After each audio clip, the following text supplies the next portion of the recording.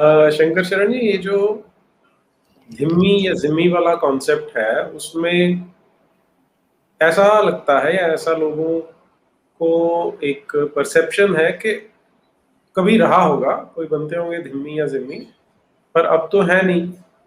तो परिणाम स्वरूप पहला तो जानने की आवश्यकता क्या है, जब पुराना हो गया तो क्या करें उसे जान के।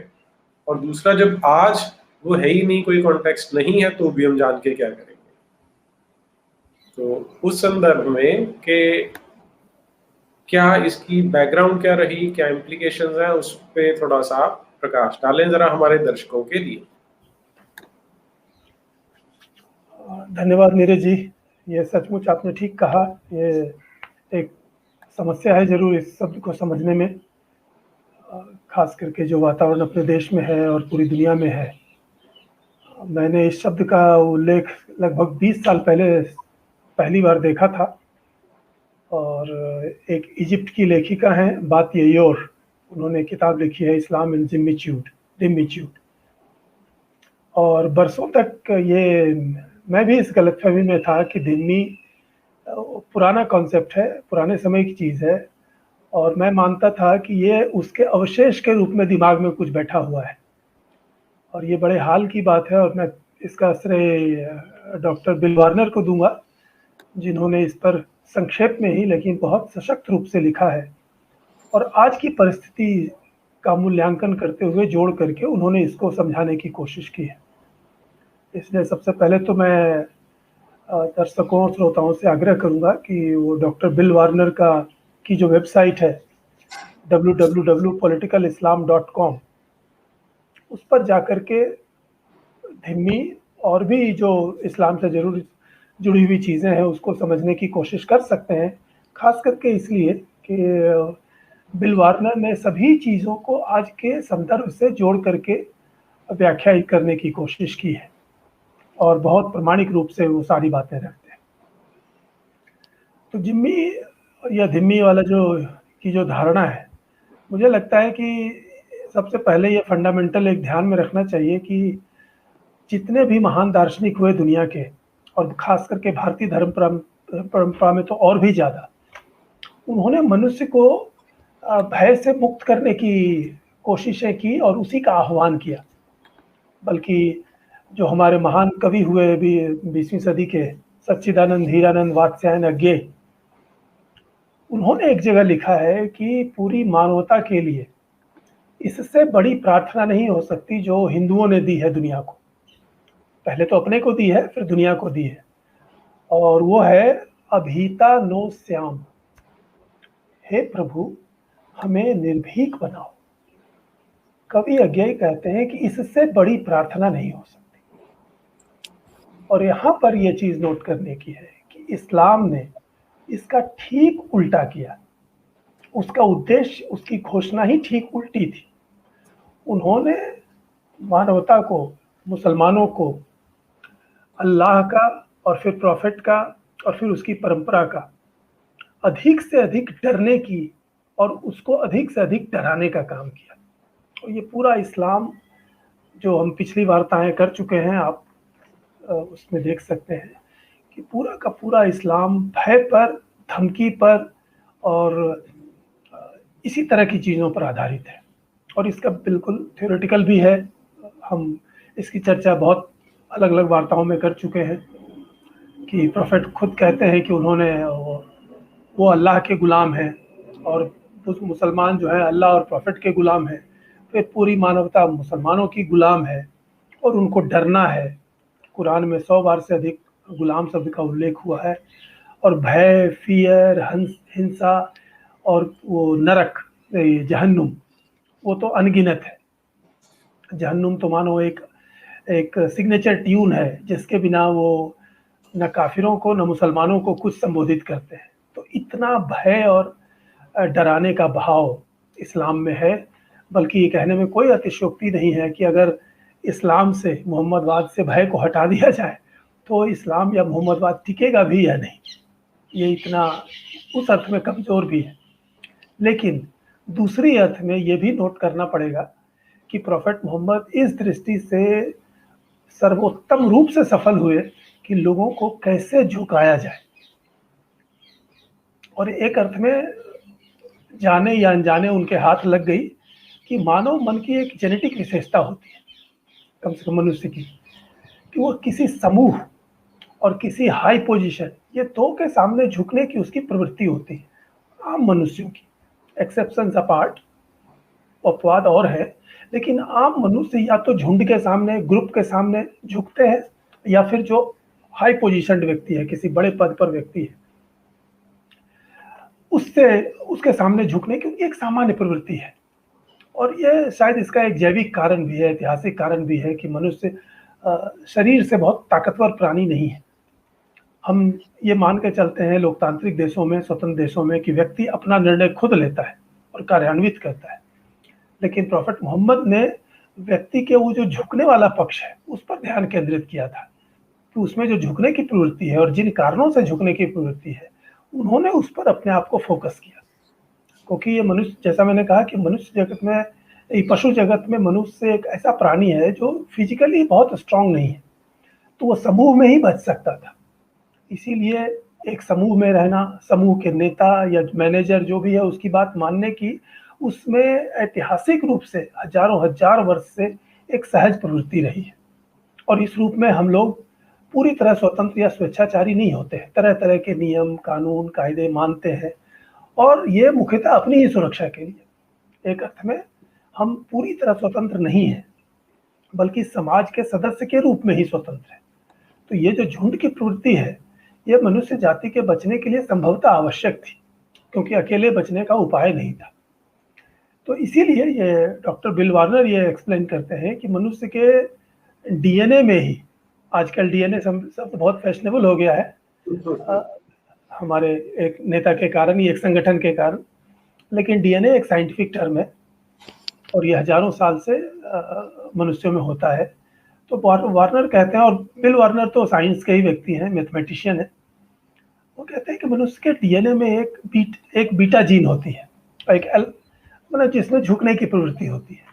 लेकिन झुकने वाले को तो कोई झुकाने वाला चाहिए, मतलब कोई अल्फा जीन भी चाहिए, तो जिसके सामने वो झुकेगा। तो वार्नर कहते हैं कि प्रॉफेट मोहम्मद मानव इतिहास के सबसे बड़े अल्फा मेल थे, अल्फा पुरुष, जो दूसरों को झुकाने के लिए कटिबद्ध था, और यही उसकी विशेषता थी। उसने लोगों को झुकाया और डराया। उनकी पूरी आइडियोलॉजी, इस्लाम की पूरी आइडियोलॉजी भय पर आधारित है, और उनके अल्लाह सीधे सीधे भय के गॉड है। ये कुरान में ही दर्जनों जगह, दर्जनों तरह से लिखा हुआ है, और हमने अपनी कुरान वाली चर्चा में और अल्लाह वाली चर्चा में, प्रॉफिट वाली चर्चा में, तीनों में इसको विस्तार से रखा है कि किस तरह से वो चेतावनी और धमकी ही कुरान का और इस्लाम का बेसिस है। जैसे कुरान की सूरा नंबर 50 और आयत 45, 50.45, warn by the Quran him who fear my threat. तो वार्निंग और थ्रेट वो एक ही आयत में है, और ये मैंने उदाहरण के लिए कहा, वो पूरे कुरान में भरी हुई है। इसलिए पूरी मानवता को अल्लाह यानी इस्लाम के सामने झुकना है, और ये फंडामेंटल तर्क है। ये किसी तथ्यों से यहाँ नहीं पहुंचा गया है, यहाँ से शुरुआत ही होती है। इसलिए अल्लाह और मोहम्मद के सामने झुकना ही एकमात्र ऑल्टरनेट है, और जिससे आपका निस्तार नहीं है, मतलब मुसलमान का निस्तार नहीं है। और इस्लाम का संपूर्ण ढांचा इसी पर खड़ा है, और इससे जो भी नानुच करता है, जो भी इससे मना करता है, उसको कहा जाता है कि तुमने अपमान किया। तो एक तरह से उसको थ्रेट करने का, उसको दंडित करने का एक एक्स्ट्रा रीजन उनके हाथ में है कि आपको हमने निमंत्रित किया और आपने हमारा निमंत्रण स्वीकार नहीं किया, तो इसका मतलब आपने हमें ऑफेंड किया। तो ये सुनने में चाहे जितना भी सिनिकल लगे, लेकिन यह इस्लाम का सीरियस आर्ग्यूमेंट है, और बिल्कुल शुरू से है। और ये प्रॉफिट मोहम्मद से शुरू हुआ, और हजार तरह से उन्होंने इसको समझाया है, कह करके भी, करके भी।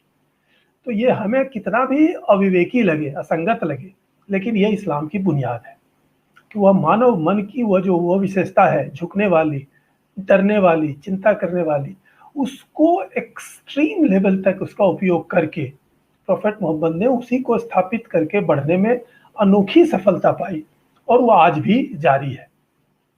और मक्का में जब वो शुरुआती उनका जो दौर था, उस समय भी उन्होंने पहले केवल मजहबी भाव में, लेकिन गुलामी की ही चर्चा की थी, गुलाम की ही बात की थी, जिसमें अगर अल्लाह को आप नहीं मानते हैं तो जहन्नुम में यातना मिलेगी। तो ये शुरू से था और ये वो कहते रहे, लेकिन सिर्फ कहते रहने से कुछ नहीं हुआ। फिर मदीना आने के बाद जब उनको मदीना आना पड़ा तो उनकी टेक में राजनीति जुड़ गई, पॉलिटिक्स, मतलब संगठन करना, हमले करना, लोगों को झुकाना, दंडित करना, और उसमें काफिरों के प्रति, मतलब जो गैर मुस्लिम है उनके प्रति एंडलेस हिंसा, उत्पीड़न, हथियार का दबाव। और फिर 3 वर्ष के अंदर प्रॉफिट ने मदीना के यहूदियों, जो लगभग वहाँ की आधी आबादी थे, उसको लगभग पूरी तरह खत्म करके झुका दिया। और इसमें फिर अगेन वही लूट, हत्या, हमला, धोखे से हत्या, जिसको अंग्रेजी में एसेसिनेशन कहते हैं, फिर उनके परिवार के साथ, स्त्रियों के साथ बलात्कार करना, शारीरिक यांत्रणा देना और एग्जीक्यूट करना, पूरे के पूरे कबीले के पुरुषों को मार डालना, फिर उनको भगा देना, उनकी प्रॉपर्टी सीज करके उनको भगा देना और गुलाम बना लेना, ये सारे काम किए गए। तो मदीने के यहूदियों को ख़त्म करने के बाद प्रॉफिट वहाँ से कुछ दूर खैबर के यहूदियों पर उन्होंने हमला किया। मेरे ख्याल से ये 627 या 28 की घटना है। इसी समय उन्होंने एक नई बात महसूस की कि सारे काफिरों को मार डालने की तुलना में ये अच्छा है कि काफ़ी लोगों को जिंदा रखा जाए और उनसे पैसे वसूले जाए, उनसे काम करवाया जाए, जिससे कि वो जिहाद के लिए और मुसलमानों को अपनी ओर आकर्षित करने के लिए चाहिए था, क्योंकि धन तो चाहिए होता है। और ये उन्होंने मदीना में महसूस किया। जब उन्होंने जिहाद शुरू किया तो जिहाद तब देखा कि एकाएक उनके अनुयायी बढ़ने लगे, बहुत तेजी से अट्रैक्ट होने लगे। और इसीलिए ये हमेशा नोट याद रखने की चीज़ है कि 13 वर्ष तक जब उन्होंने सिर्फ प्रीचिंग की मक्का में, तो उनको मुश्किल से 150 लोग मिले पूरे उतने सालों में। लेकिन जब वो मदीना आए और उन्होंने जिहाद शुरू किया तो उनको एक एक साल में 10-10 हज़ार उनके अनुयायी होने लगे। और उसके पीछे यही कारण था, ये जो जिहाद की टेक्निक थी और जिससे गुलाम पकड़े जाते थे, धन इकट्ठा होता था, लूट का माल आता था, उसका बंटवारा होता था, तो ये उनको चाहिए था। तो उन्होंने खैबर में यहूदियों को कब्जा करने के बाद उन्होंने महसूस किया कि अगर सारे लोगों को गुलाम बना लिया जाए तो भी एक समस्या है कि फिर उनकी देखभाल आपको करनी पड़ेगी। सब लोगों को आप मार डालते हैं तो एक बड़ा रिसोर्स है जो खत्म हो रहा है, क्योंकि काम करने के लिए तो आदमी चाहिए। तो इस तरह या तो संयोगवश या अनुभव से मोहम्मद वो धिम्मी बनाने की टेक्निक पर पहुंचे, यानी ऐसा काफिर जो मुसलमान तो नहीं बन रहा है, लेकिन उसको अपने अधीन करके उसको नागरिक अधिकारों से वंचित किया जाए, इस्लाम के अधीन रखा जाए और इस्लाम के लिए उससे अर्ध गुलाम जैसा काम करवाया जाए। तो धिम्मी एक तरह का अर्ध गुलाम हुआ, जिसको कि गुलाम भी नहीं बनाया गया, जिसको स्वतंत्र रहने दिया गया और उसको अपने धर्म में भी रहने दिया गया। लेकिन चूंकि वह इस्लाम के शासन में है, मुसलमान के शासन में है, इसलिए उसको जजिया टैक्स देना पड़ेगा, हेवी टैक्स देना पड़ेगा। वो सार्वजनिक रूप से अपने धर्म, अपनी संस्कृति पर गर्व नहीं कर सकता और खुल के उसका व्यवहार नहीं कर सकता, सिर्फ वो अपने घर में अपने धर्म का पालन कर सकता है। लेकिन सार्वजनिक जीवन में इस्लाम का डोमिनेंस रहेगा, फॉर्मल, औपचारिक, कॉन्स्टिट्यूशनल, और ये एक तरह से उसकी अर्ध गुलामी वाली अवस्था है। तो वो अपना काम धाम करता रहेगा, पैसे कमाता रहेगा, लेकिन वो बहुत हेवी, जैसे मोहम्मद ने वो खैबर में 50% रखा था, उनको 50% जजिया टैक्स देना पड़ेगा। तो जजिया उससे जुड़ा हुआ है, जिससे भारत के लोग परिचित हैं कि मुगल शासन में और इस दूसरे सुल्तानों के शासन में मुसलमान हिंदुओं को जजिया देना पड़ता था। तो ये उसी का फॉर्म था कि आपको जिंदा रहने दे रहे हैं धिम्मी के रूप में, तो आप काम करो, अपने धर्म में रहो, लेकिन आपको जजिया टैक्स देना है। तो ये यहूदियों के साथ, ये खैबर के यहूदियों के साथ ये धिम्मी वाली परंपरा शुरू हुई। वो इस्लाम के सबसे पहले धिम्मी थे, खैबर के यहूदी, जिनको मारा नहीं गया, जो उन्होंने मोहम्मद ने पहले किया था। मतलब मक्का के जितने कबीले यहूदी थे सबको उन्होंने या तो मार डाला था या भगा दिया था। खैबर वाले जो मक्का से थोड़ी दूर थे, वो पहले धिम्मी थे जिनको प्रॉफिट मोहम्मद ने जिंदा रहने दिया और उनसे 50% जजिया टैक्स लेकर के उनको इस्लाम का धिम्मी बनाया। तो इसका जो मूल तत्व है धिम्मीवाद का, धिम्मी होने का, वह था कि काफिर को हर तरह से अपमानित रखना है। उसकी जो इंसल्ट और ह्यूमिलिएशन है, ये उसका एक बहुत महत्वपूर्ण इंग्रेडिएंट है, ताकि जब तक वह जीवित रहना चाहे तब तक अपमानित होकर के इस्लाम की सेवा करता रहे। और ये क्लियरली कुरान में भी लिखा हुआ है। वन ऑफ द लास्ट जो सूरा है, सूरा नंबर 9, मेरे ख्याल से वो बिल्कुल अंतिम सूरा का से पहले वाली सूरा है, उसमें जो 9.29 है, सूरा नंबर 9 आयत नंबर 29, वो जी।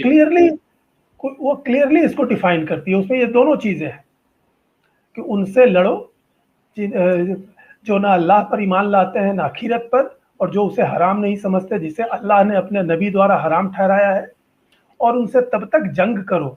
अब यहाँ पर देखिए वो दोनों क्रूशियल चीजें आती हैं। उनसे तब तक जंग करो जब तक कि वे जलील होकर जजिया न देने लगे। तो उनको जलील भी होना है और जजिया भी देना है। ये तो धिम्मी के इंग्रेडिएंट है कि उसको अपमानित रहना है और इस्लाम को चढ़ावा चाहते रहना है। ये बड़ी कमाल की चीज है। तो धिम्मी एक प्रकार से इस्लाम का या मुसलमानों का अर्ध गुलाम हो जाता है। और इसका मजा यह है कि जब तक वो जिंदा रहता है गैर मुसलमान के रूप में, तब तक वो इस्लाम की सेवा करता है, और जब वो अपमान बर्दाश्त नहीं कर सकता तो मुसलमान हो जाता है। तो हर हालत में ये इस्लाम की बढ़त की एक मुफीद टेक्निक में बदल गया। जी जी, ये हाँ, जब तक कि वे लोग जलील होकर जजिया ना दें। देखिए यहाँ भी वही टर्म है। तो ये जलील रखना, गैर मुसलमानों को जलील करना और जजिया उनसे वसूलना, उनको ये युद्ध करके, धमकी दे करके, उनको अपने अधीन करके।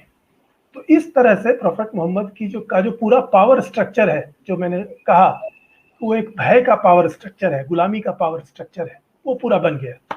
पहले उन्होंने मुसलमानों और काफिरों का विभाजन किया, फिर काफिरों में गुलाम का और धिम्मी का, फिर आगे इस्लामी शासन है मुसलमान और काफिर धिम्मी और काफिर गुलाम के विभाजन, और इस तरह अंततः गैर इस्लामी देशों में मुसलमानों और काफिरों का विभाजन।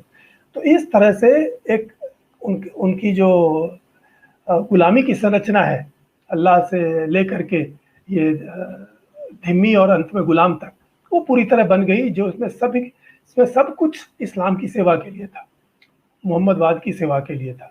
तो जैसे जैसे काफिर देशों में, जब प्रोफेट मोहम्मद के अपने जीवन में ही लगभग उन्होंने अरब पर कब्जा कर लिया था, लेकिन अरब फिर भी एक छोटा सा प्रदेश था पूरे दुनिया को देखें तो।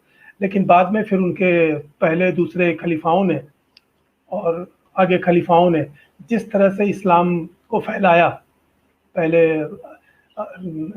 ये अफ्रीका में, फिर एशिया में घुस करके, फिर यूरोप के भी दक्षिणी और उत्तरी हिस्से, ये पश्चिमी हिस्से में घुस करके, तो उसको वहाँ जितनी उनको सफलता मिलती गई, वैसे वैसे ये धिम्मी वाली टेक्निक को अधिक प्रमुखता मिली, क्योंकि इतनी बड़ी संख्या में सीरिया, मिस्र, मेसोपोटामिया, जहाँ पर यहूदी थे, क्रिश्चियन थे, वो काफी लंबे समय तक उनको धिम्मी बना के रखा गया। और इसका वही फायदा था कि जब तक वो जीवित रहे, जब तक वो धिम्मी के रूप में रहना चाहे, मतलब अपना धर्म जो बचाना चाहते थे क्रिश्चियनिटी का या जीव होने का, तब तक उनको हैवी टैक्स देना था और इस्लाम की सेवा करनी थी उनके। और ये बाकायदा खलीफा उमर के समय में मेरे ख्याल से बहुत एक पूरी सूची बनी थी कि क्या क्या वो नहीं कर सकते हैं, जिसको नाम दिया गया है खलीफा उमर की ट्रीटी। वो ट्रीटी कुछ नहीं थी, वो एक तरफा शर्त थोपना था, जिसमें यह सब कुछ था कि वो किसी मुसलमान के खिलाफ गवाही नहीं दे सकते, वो बाहर में पूजा पाठ अपने नहीं कर सकते, वो अपने मकान ऊंचे नहीं बना सकते, उनको खास तरह का पहचान पहन करके रखना होगा ताकि पता चल जाए कि ये मुसलमान नहीं है, सो दैट कि उसको नीचा समझा जा सके। तो उसको सार्वजनिक रूप से पूरी तरह अपमानित होकर के जिंदा रहना है, जब तक वो जिंदा रहना चाहे उस रूप में। इसकी पूरी व्यवस्था खलीफा उमर के समय से बन गई, और वो धीरे धीरे सभी जगह जहां भी इस्लाम का शासन हुआ, तो गैर मुस्लिम नागरिकों को बड़ी संख्या में, चूंकि इनको मारा भी नहीं जा सकता था और मारा जाना फायदेमंद भी नहीं था, जो भारत में खास करके देखा गया। और इसीलिए बहुत से पक्के कट्टरपंथियों ने बाद में इसका बड़ा अफसोस भी किया कि क्योंकि इस्लाम में है कि भाई जो क्रिश्चियन और ज्यूज हैं उनको तो धिम्मी बना के रखना है, लेकिन जो पगान है, मूर्ति पूजा करने वाले लोग जैसे हिंदू और बौद्ध, इनके लिए सिर्फ इस्लामी लॉ कहता था कि या तो इनको इस्लाम मुसलमान बनना है या फिर मारा मारा जाना है। धिम्मी की व्यवस्था मूलतः इनके लिए नहीं थी, पगानों के लिए नहीं थी।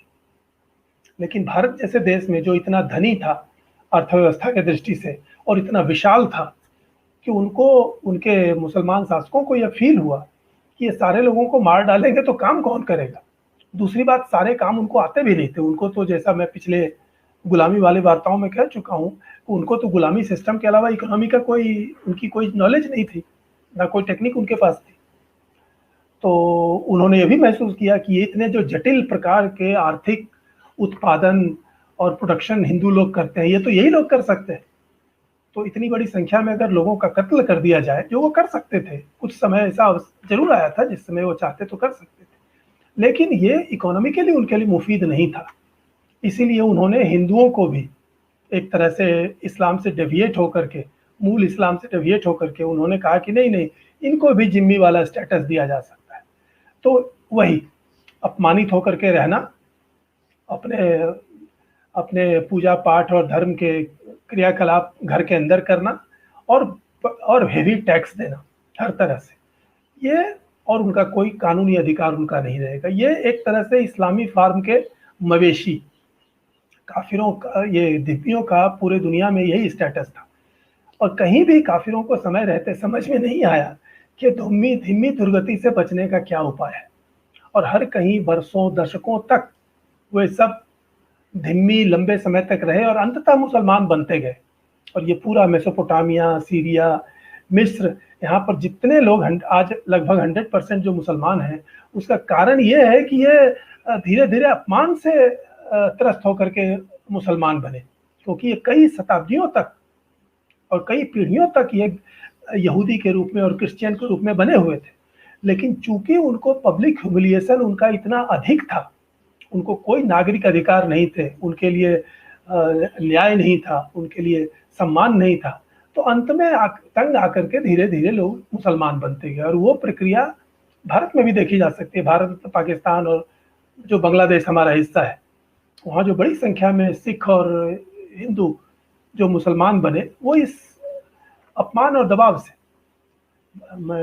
मारे गए लोगों की संख्या कम है, लेकिन ये धिम्मी के रूप में अपमानित होकर के अंततः मुसलमान बनने की संख्या, और आज आप बांग्लादेश में जो ह्यूमन राइट्स वगैरह के लोग हैं या संगठन हैं, उनकी रिपोर्टें हैं, उसमें आपको उसकी झलक मिल सकती है।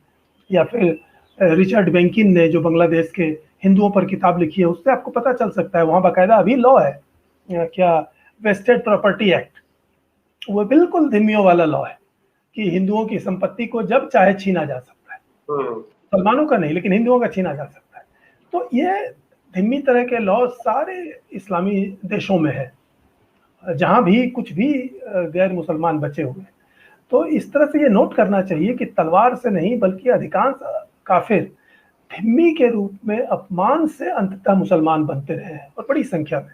तुर्की इसका क्लासिक उदाहरण है, जो जहाँ पर 100 साल पहले तक भी साइजेबल संख्या में क्रिश्चियन थे, आज वहाँ पर मुश्किल से 1-1.5% बच गए हैं।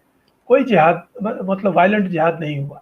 ये धिम्मी प्रक्रिया से और शरीयत के दबाव से वो धीरे धीरे काफिरों को अपमानित करके इस्लाम के एकाधिकार का ये जो मनोविज्ञान है, ये सदियों से ऐसा सफल रहा है कि अब ये वो दुखद प्रकरण आता है, जो सच पूछे तो बहुत ही दुखद है, कि उन देशों में भी जहां मुसलमान अल्पसंख्यक है, मुट्ठी भर है, वहां भी वो उसी कॉन्फिडेंस और ब्लफ का जोरदार इस्तेमाल करते हैं। और कॉन्फिडेंस और ब्लफ में बिल्कुल सोच समझ के कह रहा हूँ कि वो अपना वो सदियों पुराना अधिकार जताते हैं कि हम तो सुपर हैं, हम तो हायर है ही है, इसलिए हम आपको अपमानित कर सकते हैं, आप तो कुछ बोल भी नहीं सकते। हम आपको काफिर कहेंगे, आपको अंधविश्वासी कहेंगे, मूर्ति पूजक कहेंगे, घृणित कहेंगे, और रोज मस्जिद की तकरीरों से हर शुक्रवार को हम जो मन हो सो कहेंगे। आप हमें कुछ नहीं कह सकते, आपका कोई कानून हमारे ऊपर लागू नहीं है, ये हमारी स्वेच्छा पर है, स्वीट विल पर है। तो ये एक तरह का ब्लफ है।